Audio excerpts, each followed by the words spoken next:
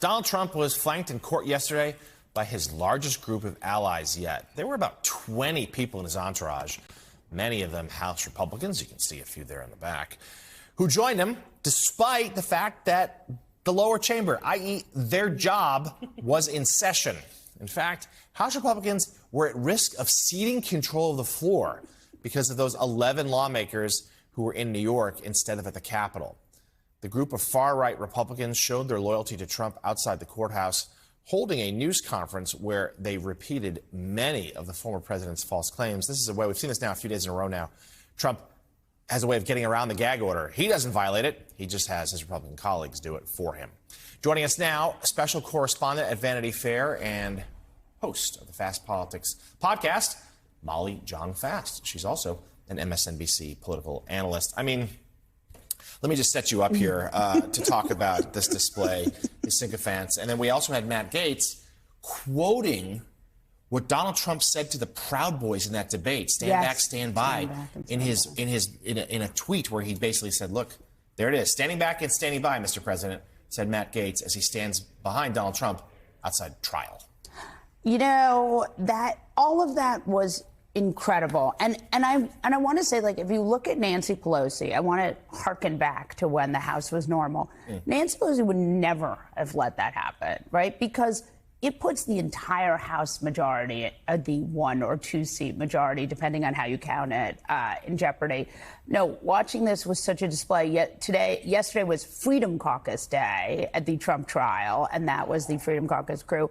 We had the Speaker of the House this week. I mean, it just is what it does. And again, we don't know, but the downstream consequences of this, right? I mean, Democrats could run on this. House Democrats could say, why is the Speaker of the House at Donald Trump's criminal trial? Why is the Freedom Caucus at Donald Trump's criminal trial? What does this do for the American people? What are they, are they doing their jobs? Right. I mean, the same can be said for, say, Doug Berg, the governor of North Dakota. How is he doing the people's business of North Dakota?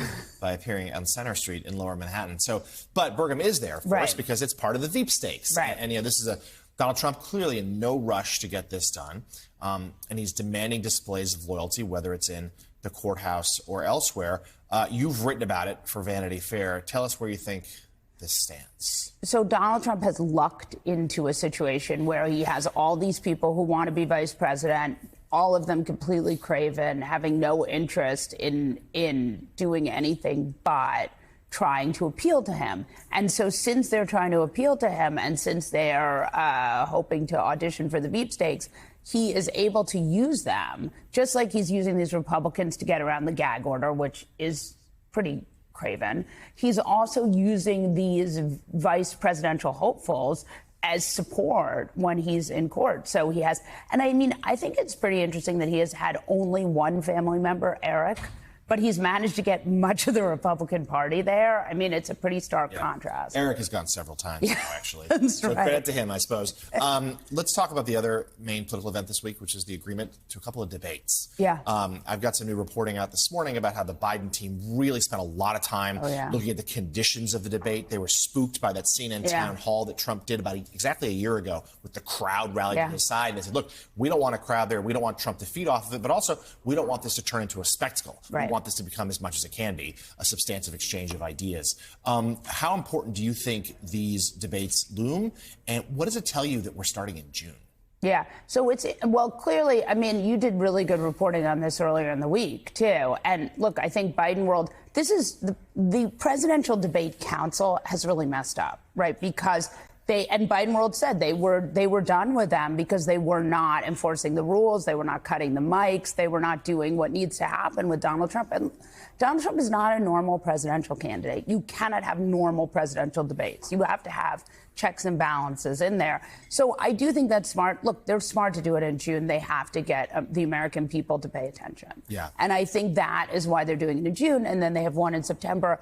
And I also think, obviously, Biden is not running against someone who is a normal candidate. So norms in this way, like debate committees, aren't necessarily, I think they're doing the right thing by just pushing along having it with CNN and ABC and just doing it as soon as possible. I think they should do 3. And certainly the Biden camp's theory of the case has long been, once Americans start paying attention and realize this is your choice, Biden or Trump, they'll choose Biden. Having a debate this early forces Americans to pay attention. You pull Trump into their living rooms.